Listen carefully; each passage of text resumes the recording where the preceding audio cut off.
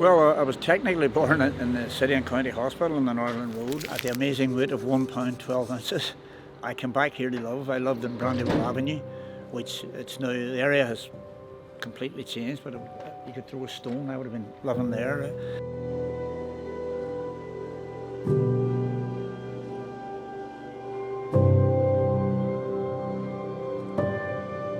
Like every other family, then we lived in houses or rooms that didn't belong to us. We moved for a brief period of time from Brandywell Avenue to Deanery Street, and then from Deanery Street, I think I've told you the story of how we ended in Melmore Gardens. My father's younger brother was called Seamus, and he was quite, to an older generation, he was very, very well known as a superb singer. Sir Basil McFarlane, who was the power in the town at that time. Sir Basil's wife was called Kathleen. Seamus went down and sung at midnight at the old Gate Lodge at McGee. I'll take you home again, Kathleen, and probably a few other songs.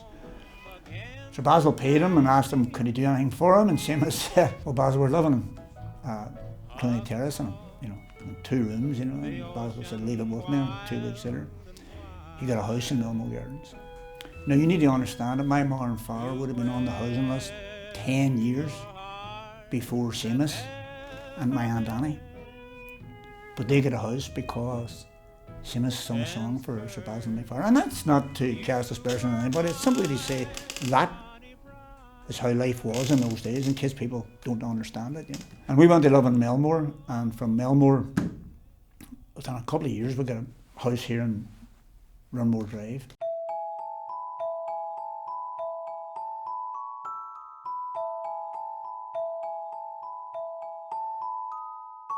I was the oldest of a family of 5, As I said before, people used to wonder, were we really Catholics in the biblical sense, in that there was only 5 of us, and the families in Runmore tend to be rather large. We had families of 22, 19, 17, 16.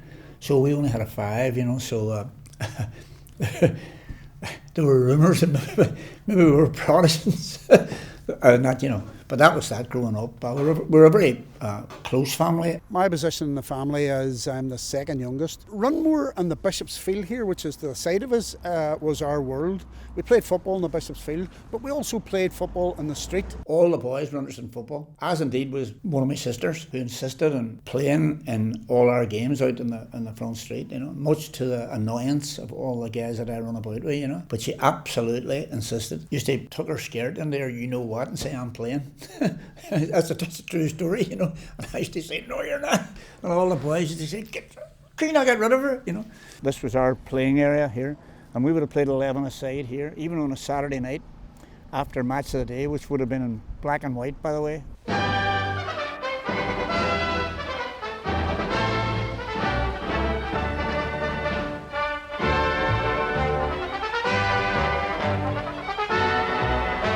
I was never afraid of anybody in professional football after having played here on a Saturday night, I can assure you.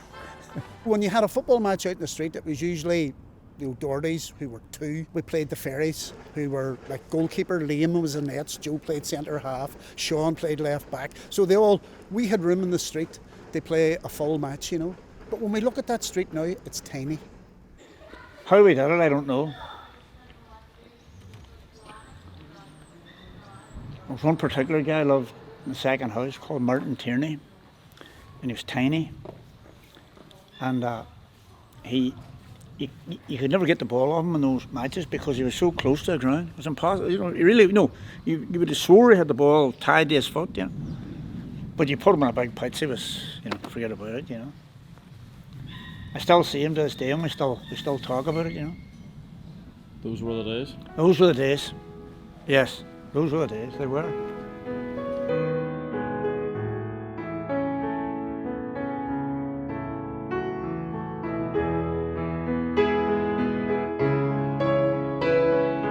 We may not have had much, but we had probably the cleanest house in Derry. My mother cleaned morning, night and night. And another thing she was fascinated with, God have mercy on her, was she was fascinated with the weather, in the sense that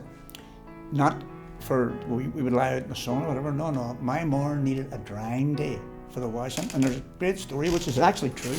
My father took off his socks one night to cut his toenails, and I heard the roars of, Mary, where's my bleeding socks? You might have them washing on the line. You know, and that's the type of house we were brought up on. My mother was an extremely charitable woman, an educated woman, but a quiet woman. And Tony, educated, but not quiet. And my mother and Tony were that same person. We had a home that was filled with young men who wanted to talk about football, religion and politics. And my father was at the forefront of all that. And they learned a lot from my father. My father was always involved in something, always, you know. And he run football teams, you know, from an early age. He run under 12s, under 15s, and what we would have called Open Cup. So he run all those teams. He run a team called Ashfield, and then his favourite team was Arsenal. Most of my generation, the vast bulk of it, even guys who couldn't play, everybody played football because that was how you used up your teenage energy. And yes, of course I wanted to be a footballer. My father was a footballer. Did I want to be a senior footballer? I didn't know. I just wanted to be as good a footballer as I could be, you know.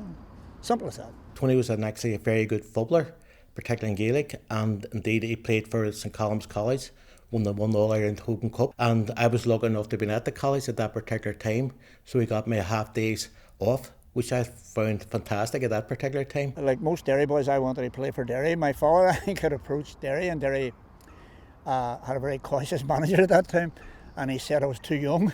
The manager of Coleraine, a very famous man, he's also the captain of Glasgow Celtic, a man called Bertie Peacock. An incredible man, incredible footballer, and he wanted to sign me, so he came here to Creggan. I came up from 10 Mass, and always a crowd at the shops, and they said, "There's a man up to see you, and you want to see the car he has? It's like a plane." It was a big blue Jaguar. It was the chairman of Coleraine and the manager up to sign me.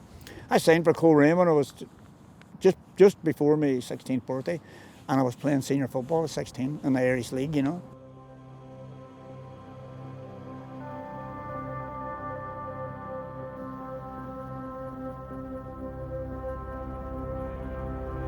There were two people Coleraine signed, and they were both very thin. Brent and Bradley, who became the leading myself, and they sent over a crate every week of Macasson stout. My mammy had to hide it in the coal shed. My father now with his parcel of wee stout. The crate wouldn't have lasted long. Tony established himself in Coleraine and played there for 9 seasons, won in every honour pretty much in the Irish League, and also became a full international. Not only I and my mother and father and family, but every person in the street and every person that knew him was proud because he was from Creggan, you know, and he really made a name for himself. I've said this to many, many people. Football, you need a wee bit of talent, God-given talent, right? God-given, right? So don't get too excited if you have it, but by the same token, you need a bit of luck. An ordinary manager, a man called Billy Bingham, quite famous, right? Billy Bingham came on a midweek match to watch a guy called Adrian Metcalf playing for Glenavon, and I was obviously playing against him for Coleraine. And after the match, he approached me and said that they were taking an under-23 team to Brescia. The Italians wanted a game before the World Cup against a European team, and no European team was available, so Northern Ireland said they would send their under-23 team, which included the 2 Arsenal fullbacks, Pat Rice, Sammy Nelson, the Burnley centre half, Todd, George Best, you know, you name it. Out I went with all these guys, and just before the match, and 30,000-40,000 passionate Italians, they threw me the ball and said, "You're the captain," which was incredible. I mean, a week before us, remember Coleraine, you know.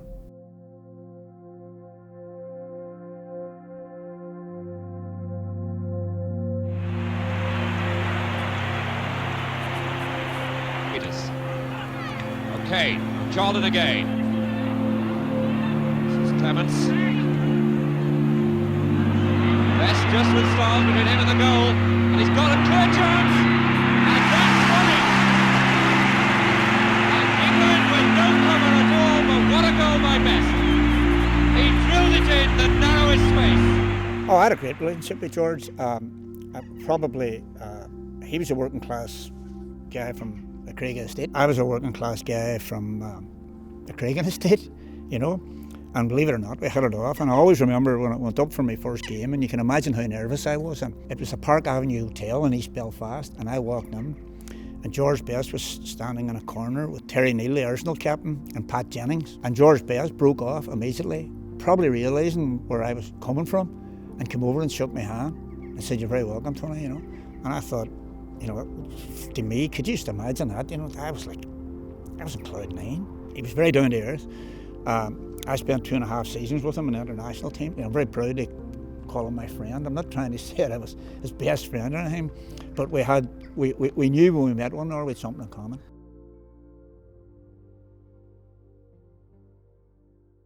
Played at Wembley in front of 100,000, you know. Was on the subs bench in Russia in front of 120,000. The Russians don't clap or cheer, they whistle. Have you ever heard 120,000 people whistling? I was on the bench against Spain in a European Nations match, you know. Then he brought me into the full squad. Started playing for the full squad, and I got a bad injury in Cyprus. Boy, I roughened George Best up.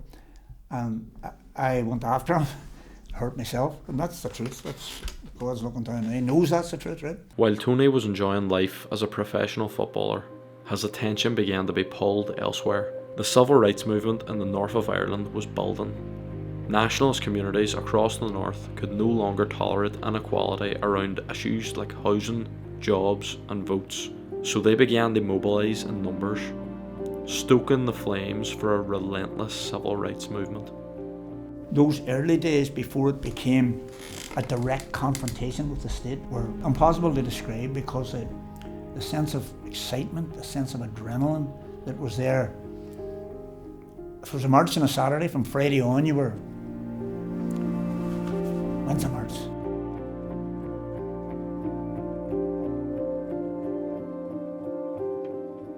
And everybody felt they could play a part just by turning up. There was a sense of excitement, liberation. Not all of us were educated politically in the sense of we knew exactly what we were marching for, but we all felt we should be marching. Well, the death of Sammy Devaney and how it happened was, I think, a huge blow, because up to then we had seen, yes, the police were not well liked, but nobody saw them as killers. And one of them kicked my daddy in the corner of the room. One of the policemen. They then kicked my daddy from the corner of the settee right up on the middle of the floor, and his head was lying on the mat, face up. And they walked out, and I knelt down at my daddy, and I was really just praying over him. I thought he was dead. And I think that was a real shock to the system. Even then, there was a belief that the civil rights movement could still deliver. That belief was still there because there were so many of us. We were all united, right? And we felt they'll still deliver, you know. That's a one-off. Should never have happened. Terrible, disgraceful, shocking. But you felt it won't happen again. We were all to be sadly disabused. October 5, 1968, a date which set off a chain of events which culminated in the Battle of Bogside, August the 12th, 1969.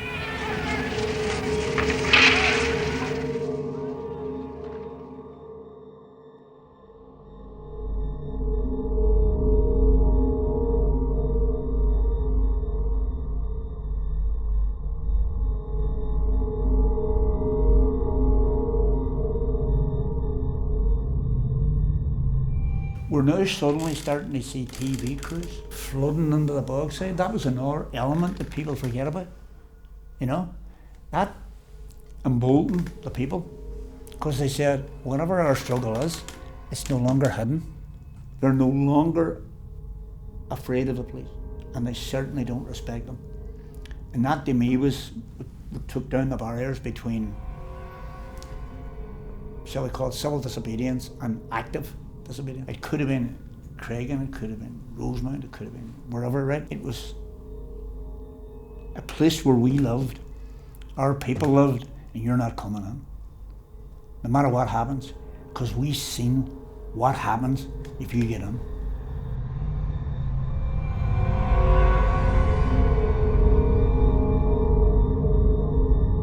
After 3 long days, the battle came to an end, as British soldiers from the Prince of Wales Regiment were deployed around the area.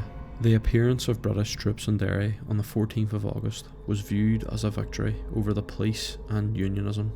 Their initial welcome by the people would not last very long. Little did Tony know he would have already crossed paths with some of the soldiers deployed in the area. You know, as you know, a lot of football teams, even today, still do that. They put them under the army for training. And we were co-rein, so McGilligan was obvious. And you had a regiment there and a PE instructor and all the rest of it, and boys would have trained with us. You know. And I'm walking up the street, walking up Fawn Street when the word went out that they came in, right? And I'm looking and I'm going, I know him. I know him. So I trained with those boys. I mean, they had done the physical training with us, you know. Well, my feeling was like everybody else's, total relief, utter relief. This will now all be sorted, right? We no longer have to deal with the police. We no longer have to deal with the police specials. This will now all be sorted. The soldiers settled. Thank God, thank God to see the soldiers. There are very few people who could stand truthfully in front of you or your cameras and say that they weren't relieved at that stage, or that they foresaw where this would go. Because people were, it wasn't just the police who were exhausted. People were exhausted. The ordinary people of the Bog, the Creggan, etc., they were exhausted, and they thought, we're going to get peace now. This is all stopped. The fighting stopped. These guys will stand in between and something will happen. And we'll now leave it to John Hume and the lads, and they'll sort something out. I think that was the general feeling. I think that's a fair comment, you know. It was a very alive time, does that make sense? All your senses were involved. You were running on adrenaline, there's no doubt about that. You were never tired, because there was always something happening, you know. And so there was no one item, but there was just a build up of stuff. And I'm starting to think, do I want to begin a minibus and going to co-rein? Now, co-rein treated me superbly, always, right? But I just,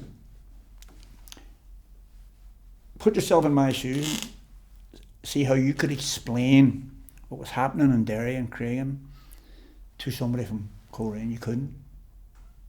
You had to be here.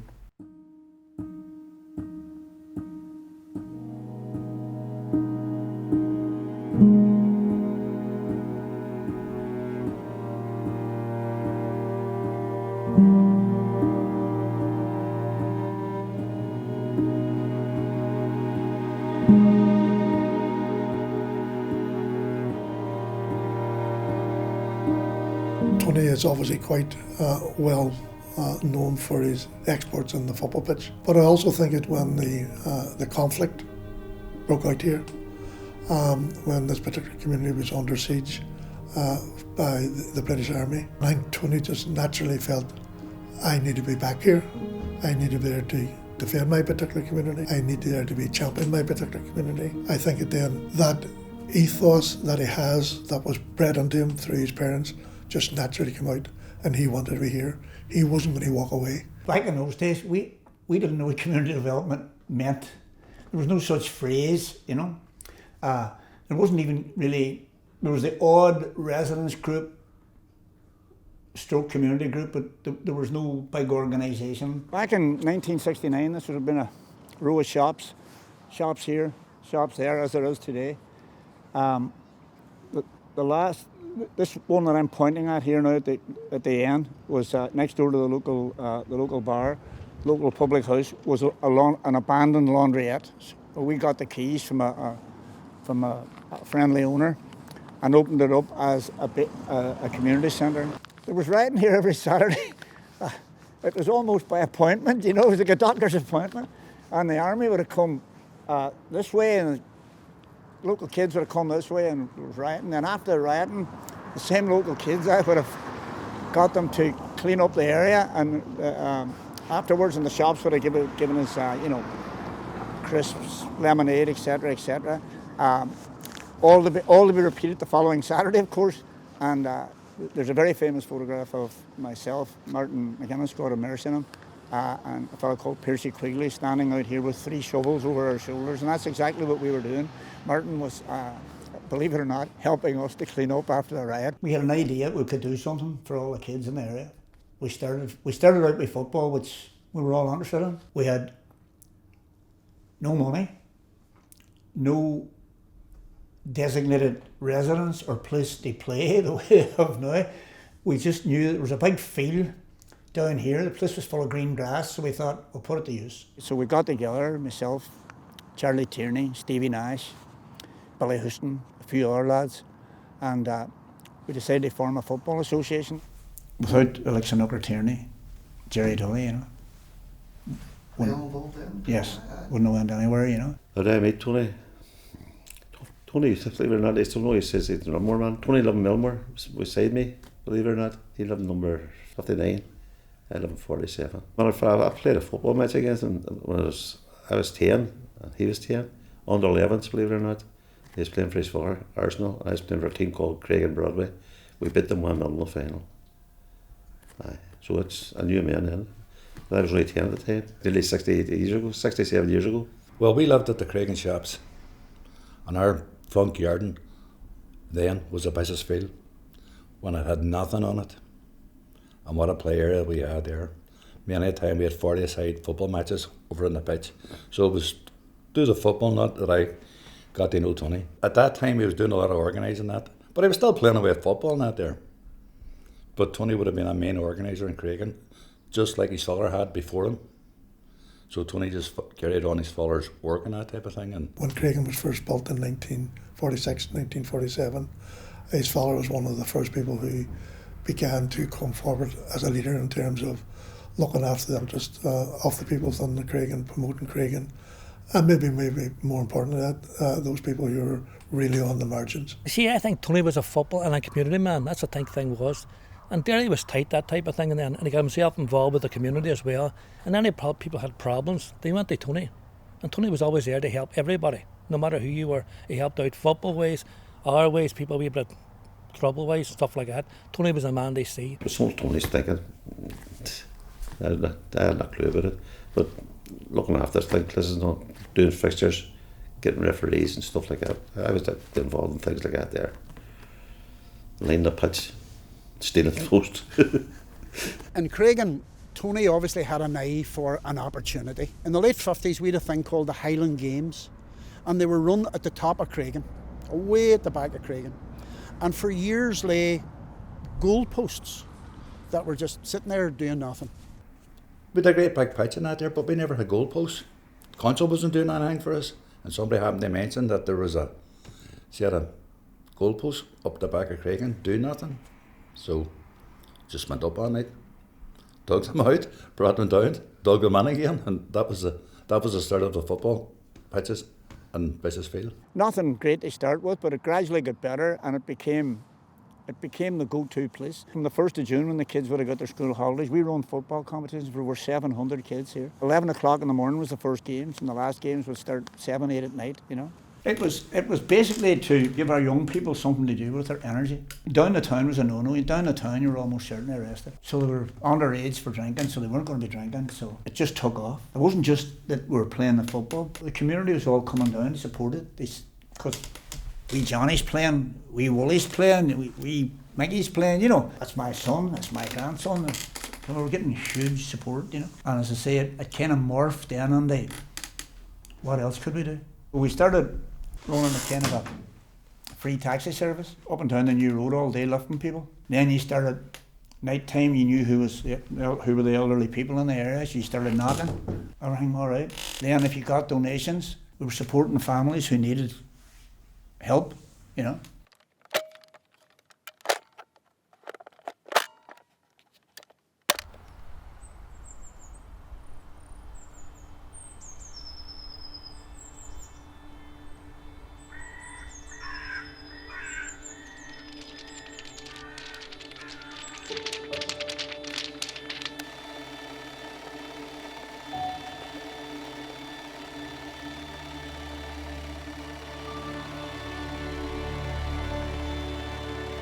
The wee films on a Sunday night when I think of it now, and a queue around the corner, you know, and 2 old pence. That was the old, there's nobody watching this that probably remember, that was the old copper 2 pence, you know, to get in, and a white sheet and an 8mm projector, and it was absolutely round.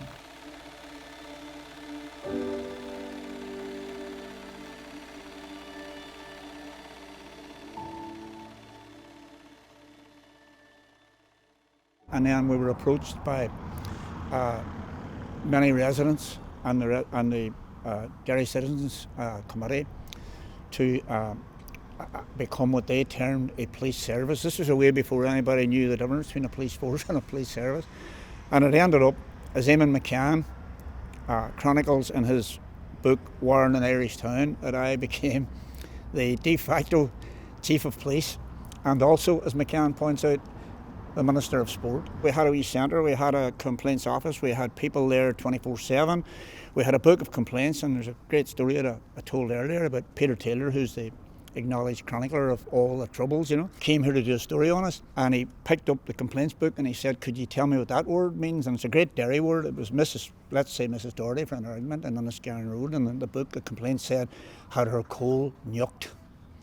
And I had to explain to the great Peter Taylor that the word nyucked actually meant stolen in English vernacular, And as I say, I told you the famous story about Peter Taylor coming here to do a programme. It was to be shown on a Monday night on Panorama, and the British government put a D notice on it. And the D notice, for those that don't know, is against the interests of national security. They didn't want us to be seen as, look at this here. You imagine a working class community in Yorkshire somewhere watching that tonight saying, hey, hold on, we're hearing all these stories about these savages. Look at these guys. Look what they're doing. We should be doing that. They weren't having that. In the middle of all his community work in Creggan, Tony would meet someone who would change his life, a girl called Margaret.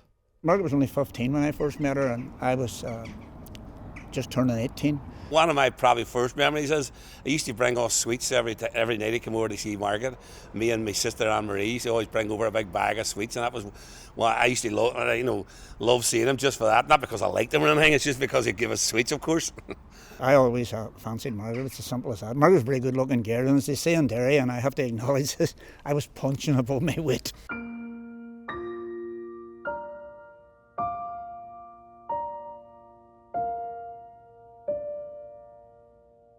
And during all the years when I was playing football, rarely at home, I have to acknowledge that, right?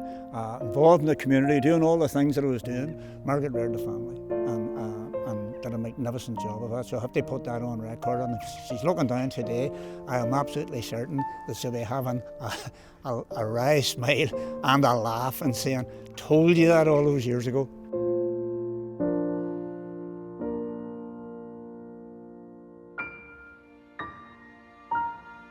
Life was good. Tony was married and Creggan was being taken care of in the hardest of times. Until the 30th of January 1972, when everything changed. The rumours were about that morning that things weren't, that there could be a bit of bother.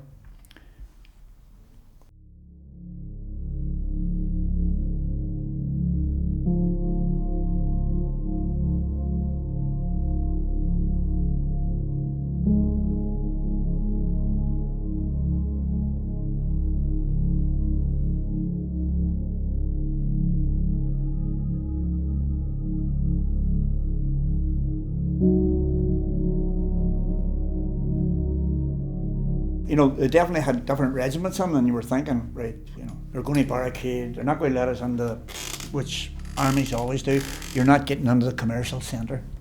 They always do that, as you know. The tactic is go and wreck your own area, as you know again, So I never thought that it would happen, anything would, couldn't believe it. I mean, you would think, given the day that it was, the type of day that it was, weather-wise, that we would have heard all the shooting. No, we didn't.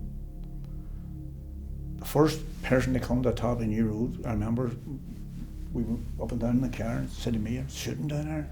And I said, rubber bullets. And he said, shooting. There's 3 or 4 days. What?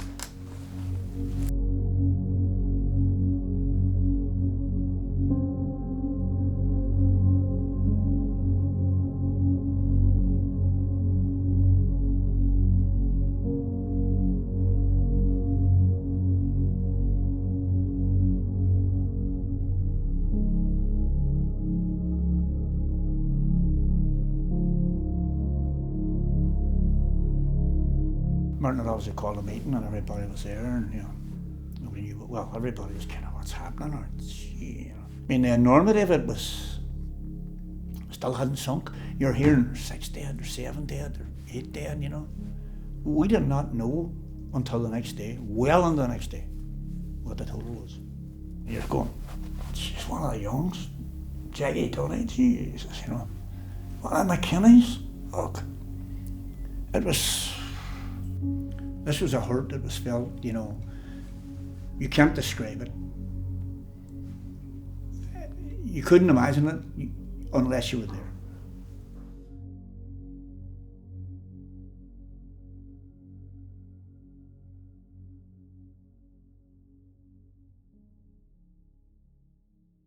As the days passed, those with clearer heads would have said, let's leave it in the meantime, because there will be an inquiry.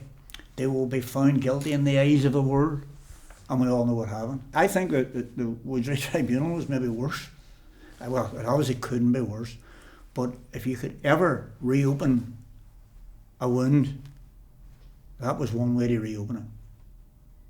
Anybody who thought for one second, anybody who wanted to give the British the benefit of the doubt that somehow there was a fairness in that, in those people, that they would see what the hell was happening and do something about it, that finished it. That finished it. I think even the British realised that after what happened, they couldn't just come marching in as if nothing had happened and patrol the area. It would not be allowed. I think even they would have realised that. There has to be somebody in the hierarchy in the British Army. And in books that I have read, there clearly were people, even at that stage, who were saying this is the biggest mistake we've ever made. We're talking about generals here, saying this is the biggest mistake we've ever made and we'll pay for it, and it'll take a long time now before we can ever get back to talking about politics. It definitely decimated people. There's no question at that. When I said to you that I left Coleraine because I couldn't see the relevance of football, we had to sit and look our wee committee and say, we're not relevant here for a while, boys.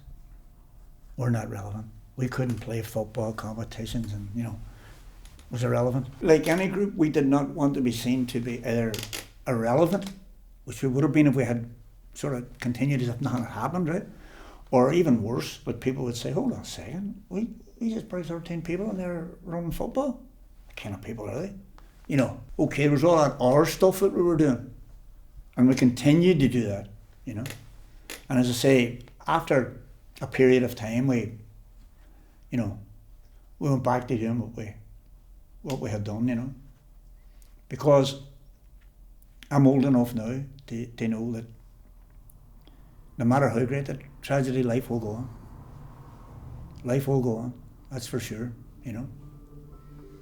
People need to understand that, particularly after Bloody Sunday, the conflict, whatever you want to call it, totally dominated life in these areas. There is no doubt that the IRA after that had an absolute explosion of recruits. There's no doubt about that, you know. Unemployment was another factor, huge factor that weighed into, you know, what we had here, you know. Young unemployed males not going to a job every day and seeing their friends and relatives arrested, brutalised, perhaps mortally wounded. One can understand what happens and the effect that it has, you know. The conflict escalated in the months after Bloody Sunday. In July 1972, the British Army began Operation Motorman to smash Free Derry and all our no-go areas in the north of Ireland. That night, early hours of the morning, the army went on to... I actually heard them, because I lived in the flats. I could hear the sirens. Got up in the morning, the pitch was wrecked. Motorman. Place was just wrecked out there. Drove through it, knocked all the stolen posts down and dug the pitch up. What was the purpose of wrecking the pitch? Oh, well, to send us a message, quite clearly, you know. Did it stop you? No.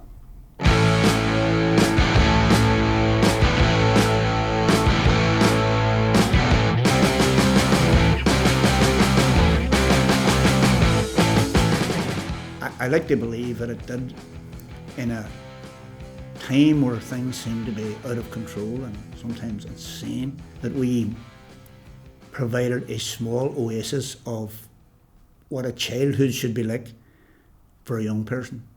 The indomitable spirit of the Creggan community prevailed. They would not fall victim to the emerging conflict around them. Tony and Margaret would have their first child 2 years later. There was a shift in your life, you know, that you now had children, you had somebody else that you had to care about and look after, you know. The word was suggested to me was right, was responsibility. I know in the world of cinema, people think, right, you have these children and you look after them until they're a certain age and then they go their own way, and that's not true. That's not true. They're your children until the day you die. It's as simple as that. As a father and community activist, the only thing missing from Tony's life and Derry City's life was professional football. The club became a casualty of the conflict when a group of masked youths took away and burnt the team bus of Ballymena United. The football club was exiled. In 1972, Derry City went out of business. In those days when Derry were devoid of a professional football team, we supplied Finn Harps, we supplied Coleraine, we supplied Athlone Town with footballers from this city who played in the League of Ireland when playing in the Irish League was pretty much a no-no. And most of them good players. There was another player, Charlie Ferry, and all them boys all went up to Fun Park. They had the great Bretton Bradley, leading goal scorer, another Derry man.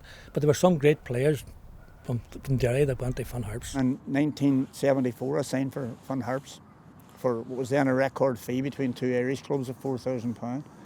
And again, lovely story I told you. So I went up to meet the Fun Harps people at Jackson's Hotel, and they lined me up, and there was this row of 20 people who all shook hands with me, and then I was told they all paid £200 each to sign you.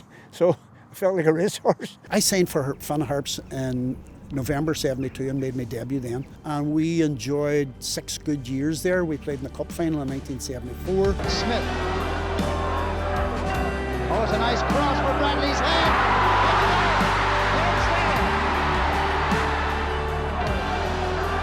Charlie Ferry. Hearts full of running now. Good ball. Hutton. Good cross. Bradley.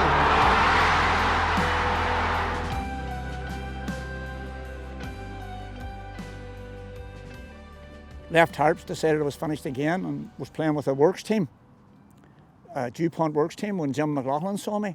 Jim was running Dundalk at the time, and he asked me what I signed, and I said 35, 36, whatever. I said, no, I'm finished, you know. Jim being Jim, he persuaded me, and he said, would you play one match for me? And I said yes. Never even asked, genuinely, honestly, who the match was. I found out that the match that Jim wanted me playing was against Liverpool at Lansdowne Road, against Kenny Dalglish, and I actually knew Kenny. But that's how I started with Dundalk, you know, hard to believe. First game, Liverpool. He then went to Dundalk and I went to Sligo, so we played in a cup final for Finn Harps in 1974, which we won, and then I played for Sligo against a very, very good Dundalk team. And so Mick Fairclough to kick off the cup final that a few months ago must have only been a dream for him. That's Donal O'Doherty, Charlie McGeever. Dundalk trying to hit them early. That was hit very hard. It's in. Well, what about that? Cross by Tony O'Doherty. Well, we've had the strange story of the O'Doherty brothers. One started the game and had to go off injured. The other started the game on the bench and finishes the game on the winning team. And so to the presentation, Dermot Keeley, the captain, receiving the trophy from FAI President Brendan Menton. A great moment for Dundalk. So I then finished again, you know. I always decided I was finished because there was kind of a few injuries, you know. But Ballymena signed me the next year. So I went and played with Ballymena, and then after that I was definitely finished. And when the story of Derry City is told, obviously, I was one of the 4 guys that helped to get them back into the league. We all played with Finn Harps, Eamon McLaughlin, who was also at Sunderland, Terry Harkin, Eddie Mahan and myself. We'd have met up the town for a chat and a yarn. And one day Terry just came out with it and said, why don't we apply for the League of Ireland? There wasn't this huge swell of public opinion, you need to do this. It was 4 guys who most people probably thought were slightly losing it, you know. How do you rate your chances of getting into the Southern League? There was a letter in the local paper recently, the Derry Journal, which said that this committee that we have formed should do away with the words can't and don't, and that is our attitude. We believe that we'll go as far as we can, and we don't include in our vocabulary at this point in time the words don't or can't. We then got in touch with a very influential Derry man, Jim McLaughlin, who was the manager of the most successful team in Ireland at that time, Shamrock Rovers. We met Jim and the owner of Shamrock Rovers, and we asked them would they come here and play a friendly, and they came here on an Easter Saturday night. So we got a load of volunteers in. We done our usual, which I had learned in Creggan. We got as much white paint as we could and made the place look. We painted bits and bobs. We got the place done up. And we drew 4,000 people on an Easter Saturday night.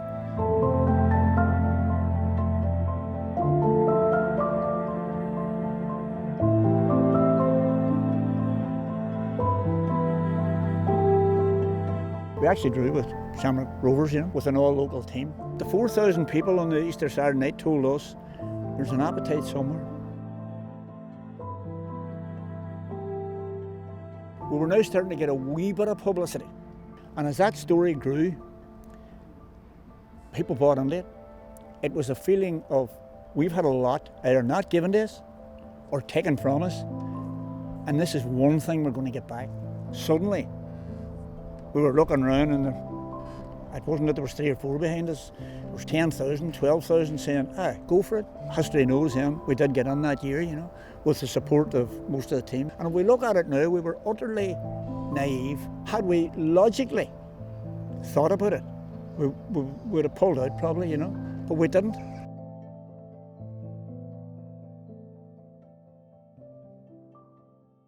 Unbelievable. I mean, look, they were brilliant, and they kept going, and that's one thing about Tony. In all the years I've known him, he'll just keep driving on. He doesn't give up. Whereas people say, you know what, we're not going to get back in the league. He didn't. He kept going, and he finally got back in the league. And look what that brought to the city.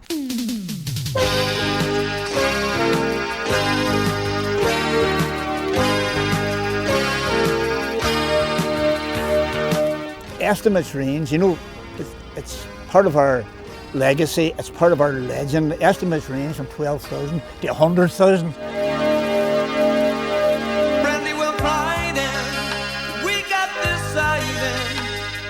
One of our players during the pre-season training had pulled out, and I was quite fit, and the manager had asked me to play it, and I said I would. I was 38, 39 years of age. I hadn't played in years, but so I played in the first game.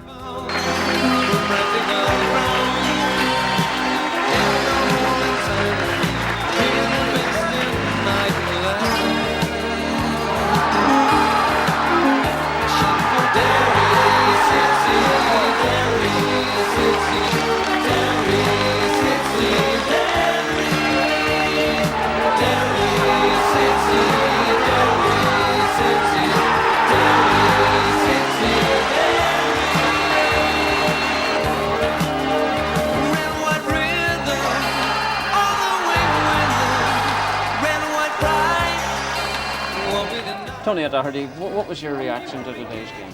I think that result was ordained in heaven. That was a day for Derry people, and we were intended to do one that was as simple as that. Nobody else was going to win out there today, and with the clinical finishing of the full-timers, it was our day. How can you disappoint supporters like that? Those are the best supporters in the world. That's why I waited so long to make my debut, Just wanted to play in front of them. They're great people. Great people. You're not going to retire now, are you? No comments on that one. I'll leave that to the manager. Tony wouldn't retire yet.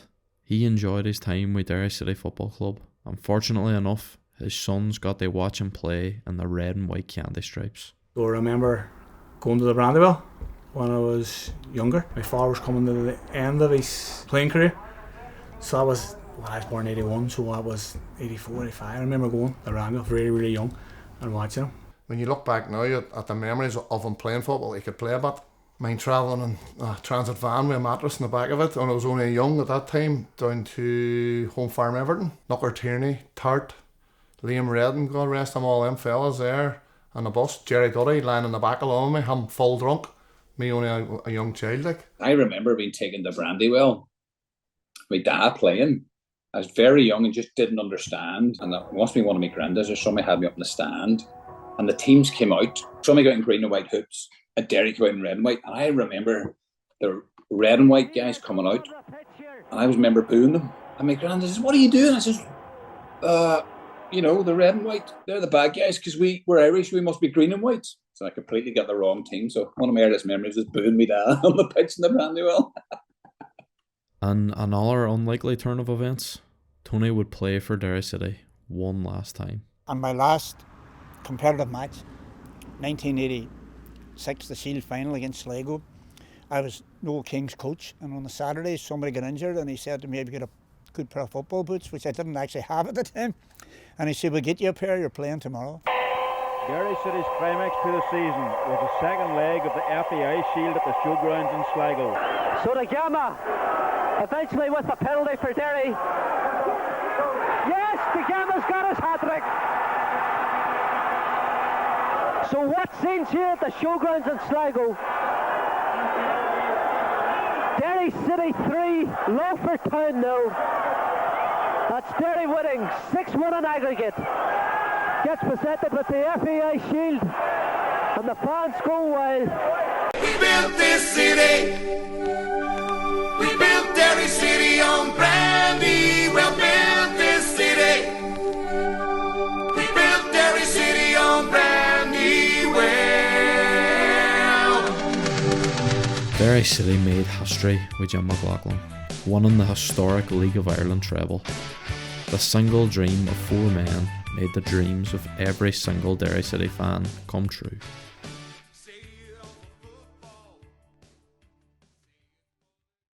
After Jim McLaughlin left the club, Derry entered a tough period with Roy Coyle as the manager. When he decided to leave, there was only one man for the job. I've never wanted to be a manager. I have never thought that I was a manager. But I know that I could coach, there's no question of that, but manager's different, you know. You need a different mindset to be a manager. But the club was in a perilous financial situation at the time, so you know you used to go to the shops and you could get a yellow pack option, which is the cheap option. Well, I you know, without being self-denigrating or anything, I think I was the yellow pack option, you know. From my memories, all I remember is him being a very busy man. I remember him working during the day in Dupont, and I remember him coming on at night and getting changed to go when he was managing with Derry City. So I remember him being constantly busy. The first season was tremendous. We went down and we were bottom of the league. When I took over, we were 6 points from the next team. We finished fourth. We won the League Cup and we were beaten in the final by a very unlucky own goal by Sligo Rovers of the FA Cup. So it was a good season. And then I stayed on the following season that I really knew I shouldn't have. And I was very clear that I wanted out. And Felix came along, and Felix and I actually met up in my house, and I handed over the reins and couldn't have handed over to a better man. The success and popularity of Derry City was against a background of continuing conflict in the north of Ireland. Football provided escape and respite from the conflict for the people of Derry, which continued to escalate in the early 1990s. I used to make that point away before anybody else was making it. You know, I used to say, you can tell me, you're a hypothetical example, you're shooting a policeman on the Shankill Road. No, you're not. You're shooting wee Johnny Campbell, who has 100 neighbours on the Shankill Road, and 5 uncles and 4 fucking aunts and 2 grannies, who now immediately say, we hate you. They also seen that it was developing, and despite their best efforts, a totally sectarian conflict. There was no question of it. And that's never where they wanted it to go, ever. I think there was a war of weariness, you know. I think the ordinary people would have been maybe wouldn't want to say it, afraid to break the community code, so to speak, but I think they wanted somebody to lead them. I held the view that unless the British government spoke to the Republican movement, we'd never have peace. That was highly unpopular, and people need to understand that. Highly unpopular, right? But it was correct. It has been correct in every conflict throughout the world, and it remains the same today. Simple as that. You have to talk to them. You have to talk to somebody, yeah. By the early 1990s, negotiations had begun between political parties in the north and between the British and Irish governments, including secret talks with the IRA. In 1994, the IRA called a ceasefire, and by 1998, the Good Friday Agreement was signed, bringing to an end nearly 30 years of conflict. There were mixed feelings. You were relieved, but a part of you was understood that this wasn't as simple as saying it's over, that there were complications to come, which we saw. I mean, nobody in my era could see a handing over of weapons, for example. Again, I come back to everything has its time and its place. I was quite prepared, like a lot of people, to settle for peace and let the All-Ireland thing develop. From day one right through, I've known most of the main players. You know, I've known Martin very well, known John Hume, you name it, I've known them, you know. Those people, all of them leave a piece of inspiration with you. When you've met them, spoken to them, seen how they've lived their lives, seen what they've done, to some extent, they still inspire me, people like that. Is the peace perfect? Of course it's not. But my argument always is, if the peace is not perfect, tell me what it is that you're, what is the issue within the so-called peace programme, or what is it, to see if we can handle it, you know? Over the years, Tony has had a successful business employing large numbers of people. Alongside this, Tony has continued to be involved in community work, setting up various community projects and employment initiatives. There was a sort of an ad hoc security company in Derry that was run by William McGuinness, and William was trying to get a bit of employment going for people. His idea come up that somebody would start a full-time security company, see if they could get it up and running to help marginalised communities. It was left more or less to me and Tony then to get the thing up and running, which we did. And we moved into the office in January 2004. Some of the best people we had weren't educated to any degree or level. They left school, could hardly read or write. They had been marginalised because of that. They weren't going to get employment anywhere else. We brought them on board, gave them full-time employment. I was heavily involved in, at one time, the biggest security firm in the Northwest, which is the State Services, which you know, had a core of maybe 50, 60 people.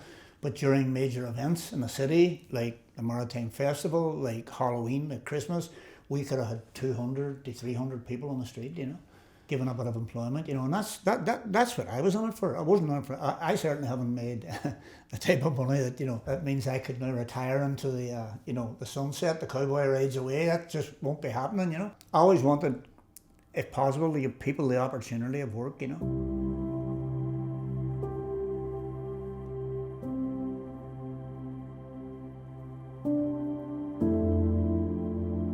Probably started to become more aware of Tony whenever I was around 17, 18. In both a paid and voluntary capacity, I have worked with him for the guts of 30 years in Creggan. Any of the work we did, we never did it for recognition or for praise. We did it discreetly, quietly, respectfully, and those are all things that Tony has instilled into me. He's never been paid. Every single thing he has done has either been at an expense to himself, or where he put the tap on with others, and then it became at their expense, but it was for improving the quality of life in the people in our community. He's never judged anybody, and I think that has created an environment where people feel they can approach him for anything at any time. Tony might have been born in the Brandywell, but there's no doubt he always has the people of Creggan in his heart. Over the years he's done some great community activism work. There's no doubt if there's ever an issue in Creggan that you can be sure that Tony's trying his best to support the people to get through it.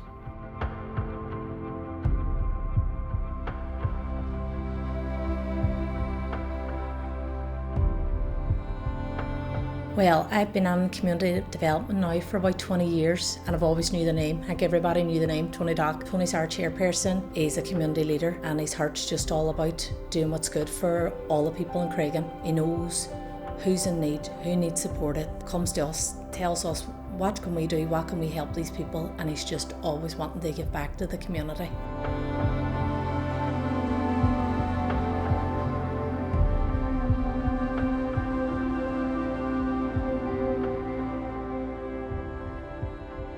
I'm a great believer in not stopping, because if I stopped either community work, normal work, or my physical activities of walking, whatever, you know. I believe the human body is made for movement. I think he's one of them people that does actually get a buzz out of it, and one of them people that has to be doing something all the time. There is people like that constantly have to be on the go. Me, no. I'm happy enough to sit in the sofa all day. I'll be fine. But my daddy, he is the complete opposite. He has to be doing something all the time. Don't forget about him slowing down, you know what I mean? He's worked all his life and he still goes on the garth maybe 2-3 days a week, and let him do it, because you hear too much about people working all their life, stop working and everything goes kaput. So no, let him go, let him do what he's doing, and let him do the Brandywell stewarding, and let him go. I've seen a lot of people that I've worked with over the years retire and they're in the cemetery because they didn't find they had nothing to do after work. So he loves it. He loves going out and about. He loves helping people and doing whatever he does, torturing people most of the time, but he loves it. It's built in him, it's part of him, and he needs to kind of do that. You know, some people are just made like that. They need a passion. Without passion, you know, they always say when people get to retirement, if you haven't got something to keep going on for, your body starts to shut down. Whereas people with passion and drive, and they get something, you know, retirement's just the next step. They just keep going, keep themselves busy. Tony Dock is some man for one man. Father, brother, loyal friend, accomplished footballer, successful businessman, lifelong community activist, local legend. Inspired by his father, Tony has dedicated his life to Derry and his community, which would be so different without him. A man was collecting for a charity, and I gave him, I think it was £100 at the time, right? And he said, "I'm not going to thank you." And I looked at him rather shocked, and he said, "You will get more from this than we will. You will get more from giving than we will from receiving." And you know what, to this day, he's absolutely right.